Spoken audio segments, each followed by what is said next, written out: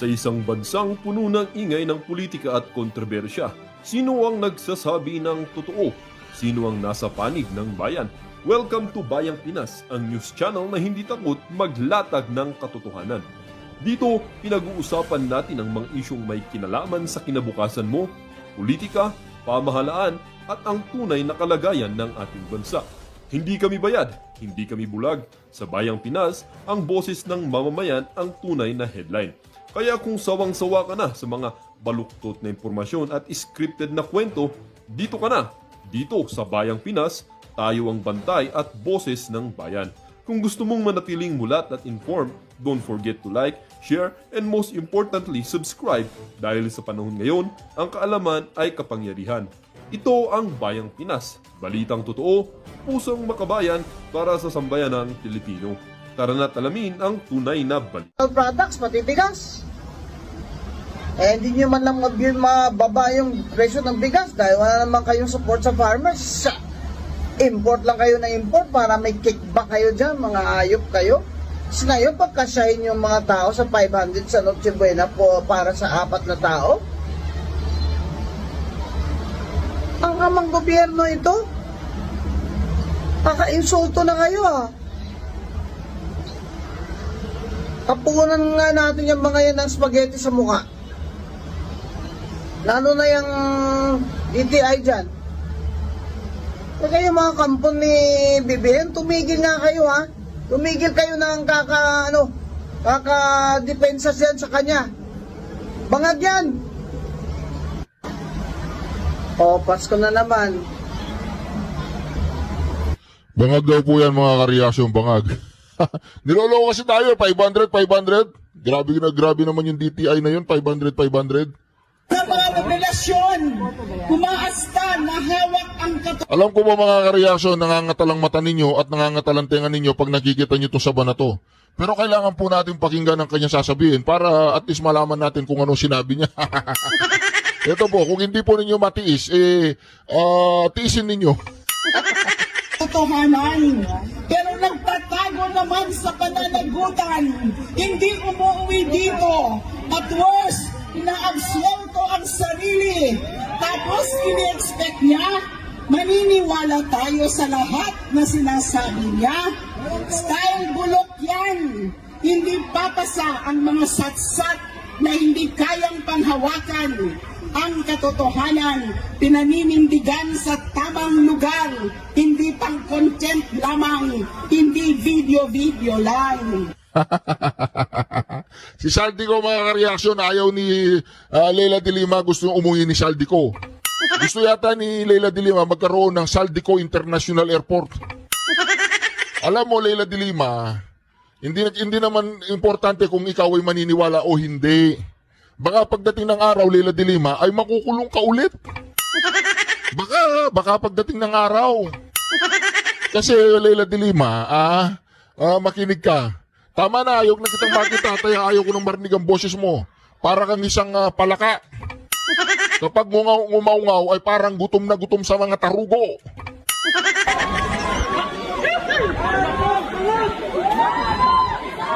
Ito po yung mga Pro Duterte rally naharang sa CM Recto Avenue sa may naharang daw. Paano naharang yan? Matagal nang nakalagay yung harang dyan. Pumunta lang sila dyan. Nakaharang na yan, hindi nyo naharang.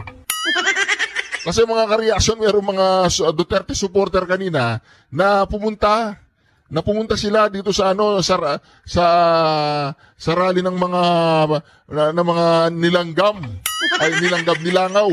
Ito po mga kareaksyon, papakita ko Napitan po kami ng abogado ni Saldico at nagtatangkang mag-blackmail na kung hindi po namin kakanselihin daw ang passport niya, hindi na raw siya maglalabas ng video. I do not negotiate with criminals. Kahit maglabas ka na ng video ng lahat ng kasinungalingan mo na pag-destabilize sa gobyerno, gusto kong malaman mo, Saldi, makakansela pa rin ang passport mo. Hindi ka na makakatakas sa hustisya. I did not approach the president or any of his men. Does Zaldico have another lawyer in the Philippines. Not to my knowledge, which is another reason why I reacted that way. Because as far as I know, I'm the only lawyer outside of my firm. Of course, other lawyers in my firm are also engaged, but none of them would do that, and none of them did do that.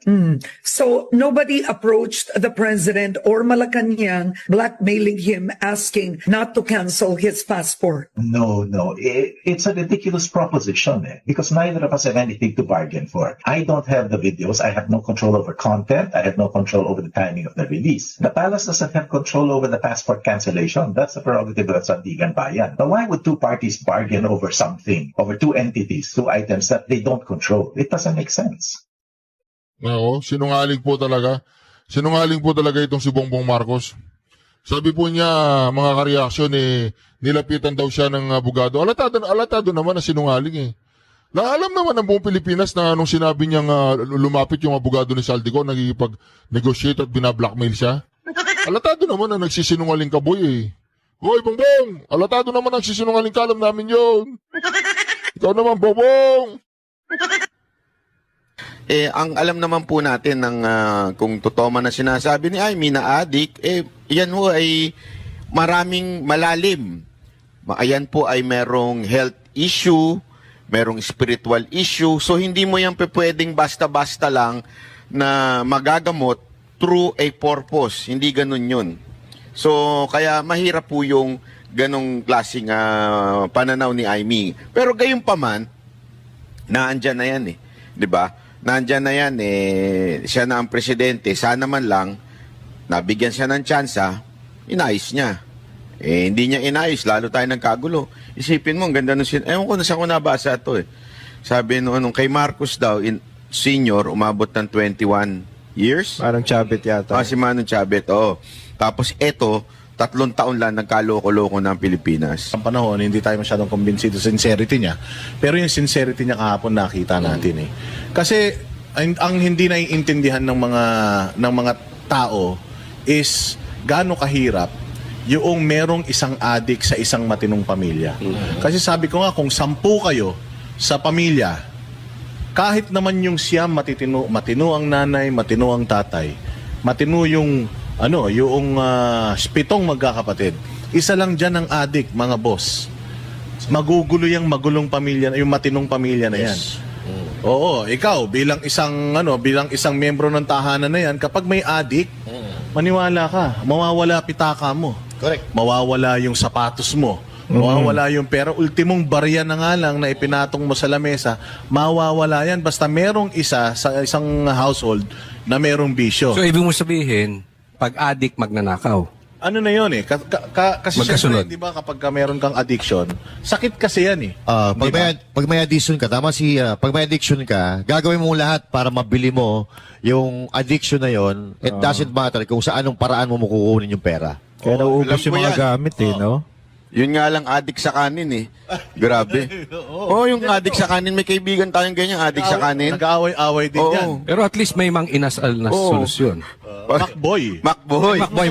Oh. Masarap yung Macboy. Ay, masarap yun Meron tayong kasama, adik sa kanin Pagka pinatong mo yung cellphone, baka mawala maya-maya.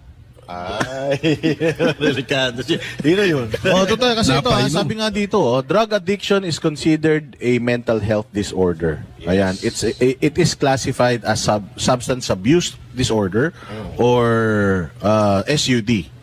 Ayan, so sabi niya, it changes how the brain works. Ang repeated use ng droga nasisira niya yung judgment mo, yung impulse control, motivation, memory, and behavior. These brain changes may make quitting extremely difficult without support. Kaya maganda yung sinabi ni Amy na parang sabi niya, hindi niya na ma-recognize yung kapatid niya pag nakikita sa TV. Aside from dun sa itsura na totally nagbago na, pati yung pananalita, kita naman natin pag nagsalita, di mo na alam kung anong direksyon nung sinasabi niya Tapos tatawa pang minsan bigla, di ba? At higit sa lahat yung mga desisyon. Medyo iba na. Kasi baka akala nung iba na sinasabi, sinisiraan lang ni Amy to. Kaya ganito, naiinggit lang to kay sa kapatid niya. Ang issue kasi dito, yung governance. Kaya tayo nagkaloko-loko, it's a fact. Diba? Hanap tayo ng mastermind. Kasi ito yung isang bagay na kahit anong kulay mo, fact ho ito, na we have the most corrupt country right now. Most corrupt budget right now. Hindi mo maaalis yan. Mapapinklawang ka, pulahan ka. Alam mo, merong ganyan na nangyayari sa Pilipinas. Ngayon, nagkakaiba lang siguro kung sino yung mastermind. Pero ito, tinuturo na mismo ni Aimee. Dahil dito, nakakapagnakaw na lahat ng mga opisyal dahil napapabayaan na nung presidente. Kaya nga ang tanong natin sa mga kababayan natin ngayon na alam nyo na, confirm na po ito ha, hindi po ito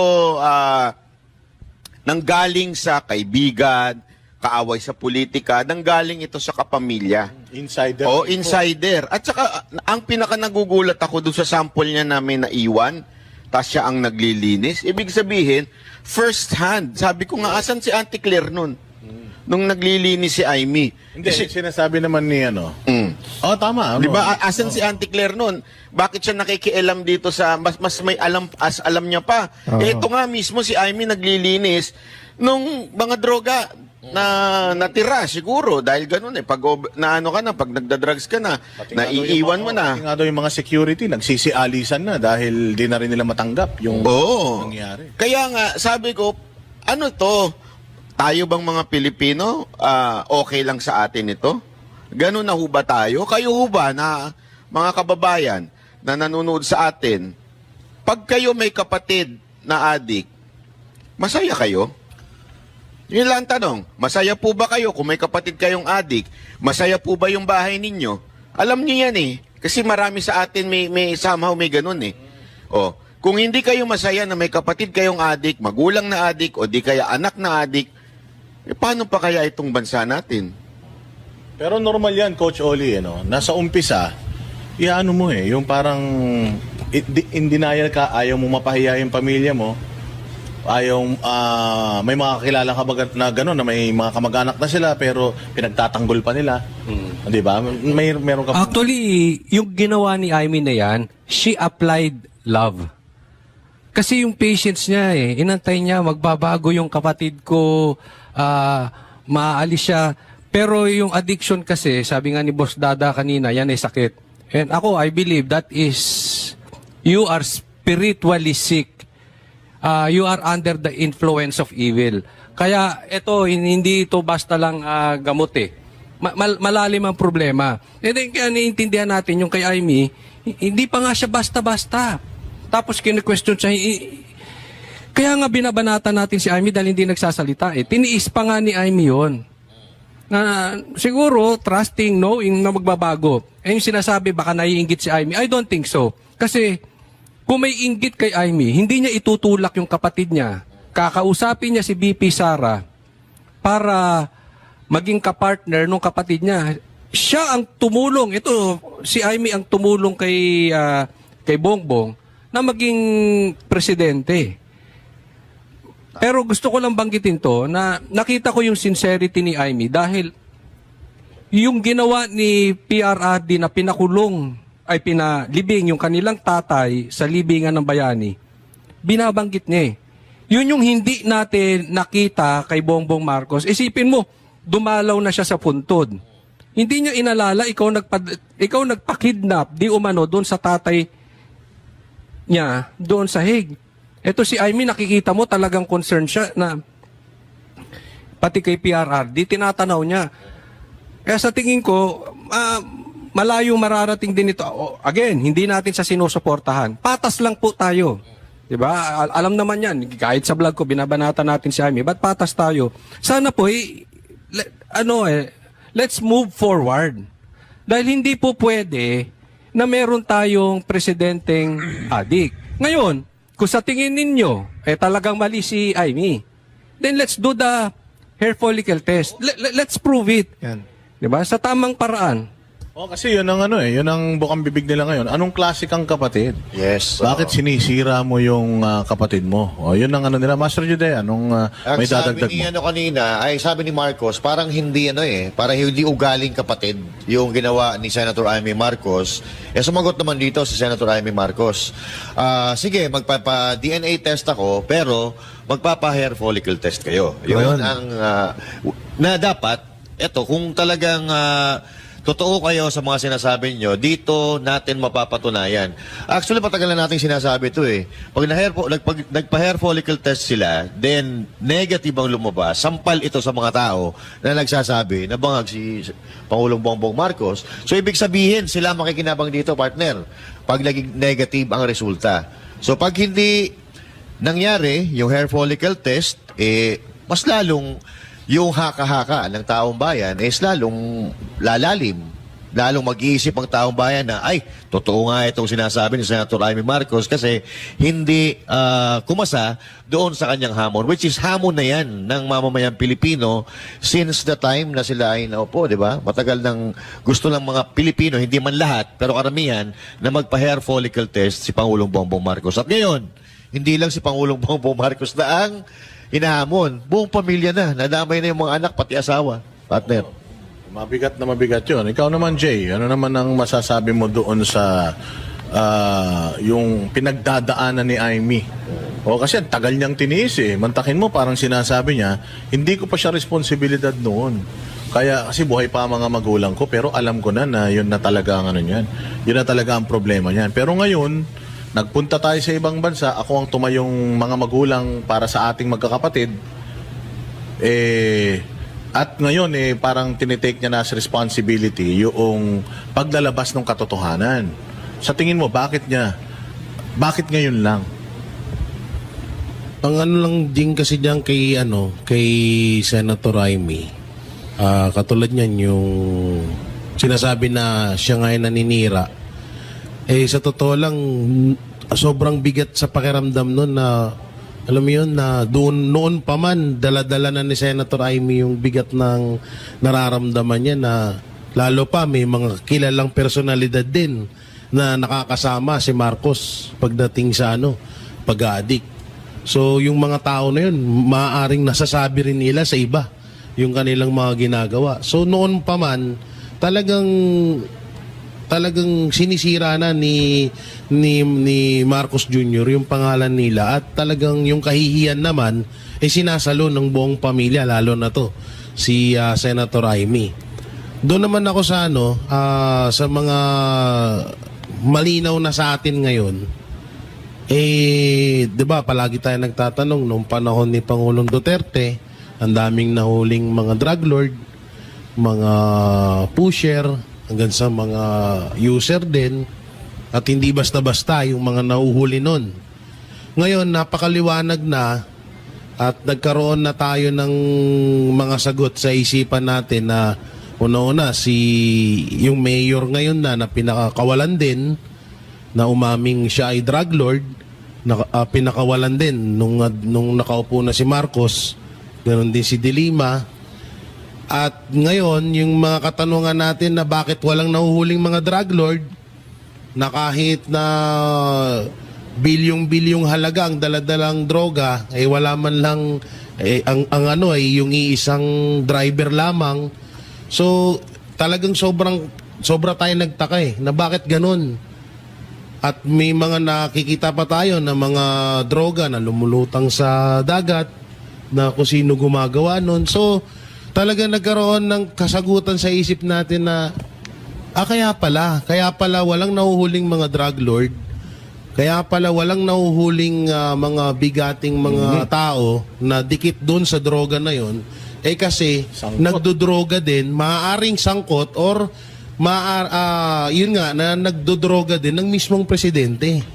Kaya nangyari nito is pwede na nating isipin dahil dun sa sinabi ni Senator Amy Marcos na protector si Marcos Jr. ng mga drug lord sa bansang Pilipinas. Alam mo, ang ganda nung sinabi ni Jay. Ang galing nung sinabi niya kasi madami akong kaibigan na mga nagdodroga. Alam mo kung anong pangarap nila?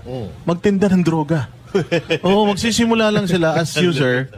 Pero kapag na-addict na talaga sila, gusto na nila magtinda. Bilis sa pera kasi. Ganun na yung ganun na yung gusto nila. So, we are talking about a person who's been using drugs according to his own sister na simula pa bata hanggang ngayon. So, hindi malayo talaga itong mga issue na to. Kaya siguro walang mga nauhuling drug lords. Ano? Dahil Ako din, may kilala kong ano eh. Ganyan. Pero iba naman. Ano naman? Galit kay Duterte. Oh, tapos? Galit talaga kay Duterte. Tapos? Nasisira daw yung negosyo, hindi Ayun daw lang. sila makakuha ng supply. Ay, sa drugs, ano? Galit kay Duterte. Bakit galit si Marcos kay Duterte? Ayun nga, ito na nga. So ito na nga, itong revelation na to, ang dami talagang ang daming nabuhay na na mga issues na pwede mong idikit. Coach Oli, meron kang rejoinder before natin si RJ. Eto, maiklian lang, no? Bigyan ko ng komentaryo ulit yung sinabi ni Aimee. Nasabi niya,